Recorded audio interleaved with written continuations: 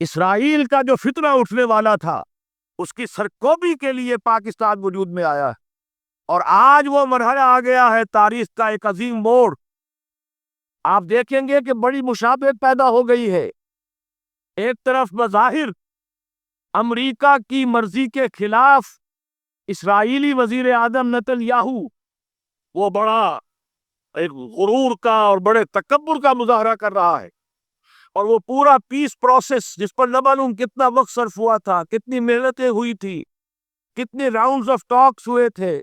کبھی واشنگٹن میں ہوئے، کبھی اوسلو ترس کا کوئی معاہدہ ہوا ہے، کبھی پھر اس کے بعد پیشی ہوئی تھی میڈرڈ کے اندر بھی، لیکن وہ سارا پیس پروسیس جو ہے اس کی دھجیاں کر رہا ہے۔ وہ وقت بالکل قریب نظر آ رہا ہے کہ یروشلم کے مسئلے پر وہاں بٹی دہک اٹھے گی، اور احادیث نبویہ میں جو خبریں دی گئی ہیں کتاب الملاحم کی احادیث میں معلوم ہوتا ہے کہ اب اس کا آغاز ہونے والا ہے۔ نتن یاہو کو امریکہ کے خلاف جانے کا اصل میں حوصلہ کیوں بڑھ رہا ہے؟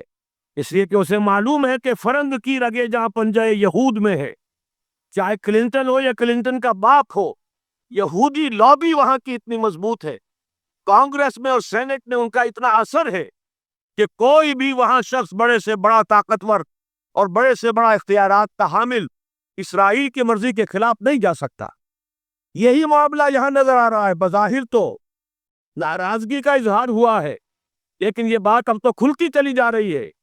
حقیقت یہ ہے کہ یہود اور ہنود کا بڑا گہرا لنک قائم ہو چکا ہے، اور یہ بھٹیاں دونوں طرف دہکیں گی۔ میں اس سے پہلے بارہا کہہ چکا ہوں، ملت اسلامیہ تقریباً 150 کروڑ افراد پر مشتمل ہے، لیکن اس میں سے تقریباً 20 کروڑ عرب ہیں۔ ان کو اللہ نے خصوصی فضیلت دی تھی، یہ تھے کہ جن کی زبان میں قرآن نازل ہوا، خود محمد عربی صلی اللہ علیہ وسلم عرب تھے، انہیں جو فضیلت عطا کی تھی، لیکن بدقسمتی سے اس دور میں آ کر بھی انہوں نے آزادی حاصل کرنے کے بعد بھی اپنا قبلہ درست نہیں کیا۔ کسی نے ماسکو کی طرف رخ کیا، کسی نے واشنگٹن کا رخ کیا، اللہ اور اس کے رسول کی طرف رخ نہیں ہوا۔ واقعہ یہ ہے کہ مجرم ہیں۔ دوسرے بڑے مجرم 150 کروڑ میں سے 10%، یہ 15 کروڑ مسلمان ہیں۔ حالیہ جو سینسس ہمارا ہوا ہے اس کے بعد اندازہ ہو رہا ہے کہ یہاں کی آبادی 15 کروڑ ہو چکی۔ 10% امت مسلمہ کا مسلمانہ نے پاکستان ہے، اور یہ اس اعتبار سے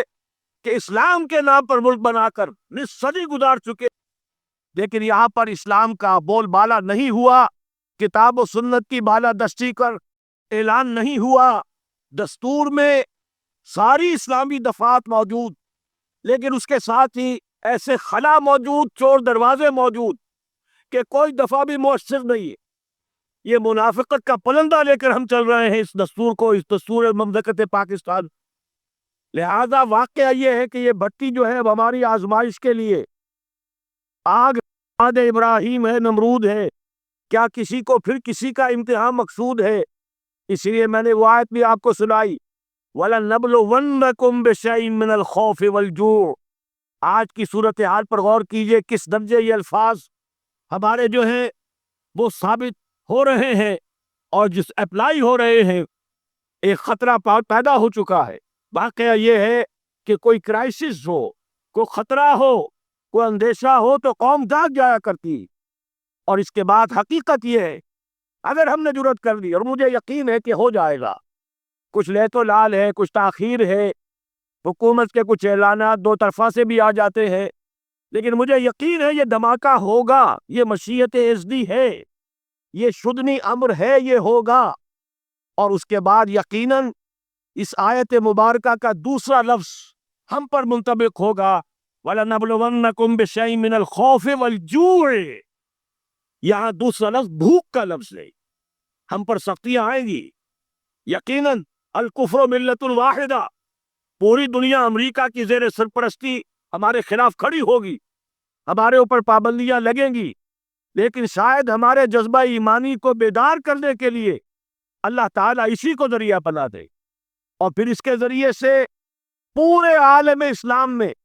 عوامی سطح پر جو ہمدردی پیدا ہوگی پاکستان کے ساتھ، اس کے آثار شروع ہو گئے ہیں۔ کبھی قطر کی طرف سے خبر آ رہی ہے، کبھی الاحرام کا جو ہے وہاں بات سامنے آ رہی ہے، معلوم ہو رہا ہے کہ جو بھی پبلک اوپینین ہے پورے عالم اسلام میں، اس کی وجہ کیا ہے؟ میں نے اپنے پچھلے جمعے کے خطاب میں عرض کیا تھا کہ جیسے پاکستان سلطنت خداداد پاکستان ہے، ایسے ہی اس کی ایٹمی صلاحیت یہ بھی خداداد ہے، اللہ نے سب پر پھاڑ کر ہمیں دی ہے۔ ایسا نہیں تھا کہ ہم نے لیبارٹریاں بنائی ہو، ہمارے سینکڑوں اور ہزاروں سائنسدان ریسرچ میں لگے ہوئے ہوں، نہیں، اچانک اللہ تعالیٰ کی طرف سے ہمیں ایک نعمت غیر مترقبہ عطا ہو گئی ڈاکٹر عبدالقدیر کی شکل میں۔ پھر نہ معلوم کس کس ذریعے سے اس پروگرام کو آگے بڑھانے کے لیے جن پرزوں کی ضرورت تھی، کس کس ذریعے سے وہ پرزے یہاں پہنچے ہیں، یہ بھی خالص خداداد صلاحیت ہے، اور اس کو سمجھ لینا چاہیے کہ یہ ہمارے لیے ایک فرض کفایہ کے درجے میں ہے پوری امت مسلمہ کی طرف سے۔ اس کی وجہ کیا ہے؟ پورے عالم اسلام میں کہیں اور یہ صلاحیت موجود نہیں۔ کچھ ایٹمی دانت نکلنے کا امکان پیدا ہوا تھا عراق میں، آپ کو معلوم ہے کئی سال پہلے اسرائیل کے جٹس آئے اور اس کے ایٹمی تنصیبات کو تہس نہس کر کے چلے گئے۔ اس کے بعد جو کچھ ہوا ہے خلیج کی جنگ میں، اس کا اگلا پچھلا کھایا پیا سارا اگلوا دیا، اور اس کے لیے جو پابندیاں ہیں شدید سے شدید تر ابھی تک چلی آ رہی۔ تو اچھی طرح سمجھ لیجئے کہ پورے عالم اسلام میں صرف ایک پاکستان، پوری دنیا میں صرف ایک ملک ہے جو اسلام کے نام پر بنا، پورے عالم اسلام میں صرف ایک ملک ہے جس کے پاس ایٹمی استعداد ہے۔ ان دونوں چیزوں کو سامنے رکھیے تو پھر مشیت ازدی میں مختلف چیزیں جو اللہ تعالیٰ کی اس تدبیر کے اندر موجود ہے، اس کی کچھ نہ کچھ کڑیاں جو ہے ملتی نظر آتی۔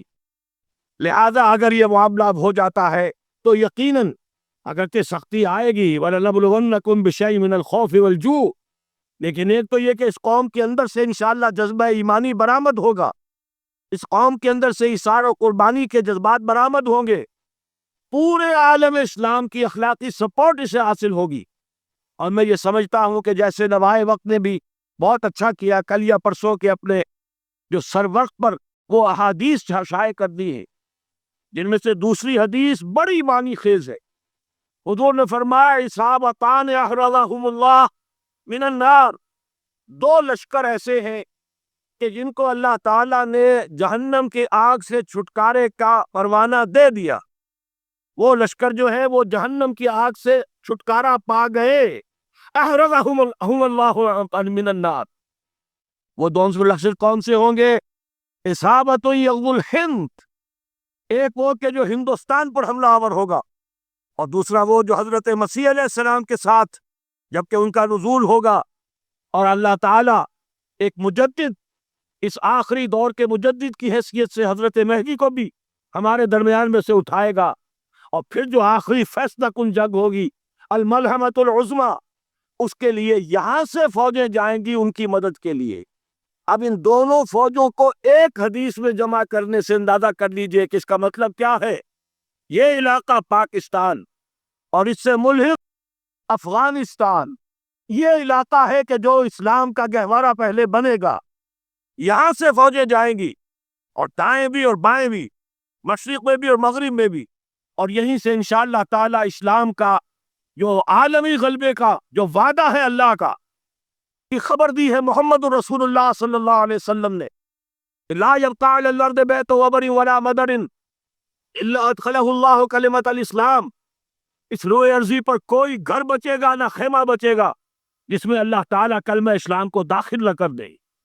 وہ حدیث کے جس کے بارے میں فرمایا گیا، حضور نے ارشاد فرمایا، حضرت ثوبان سے روایت ہے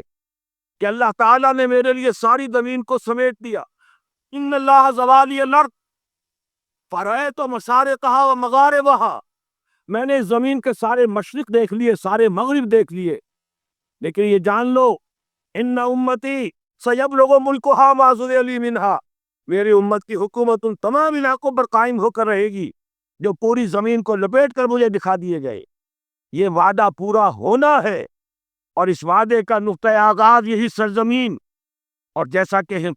ہمیں افغانستان میں آثار نظر آ رہے ہیں، ایک خالص دینی مذہبی حکومت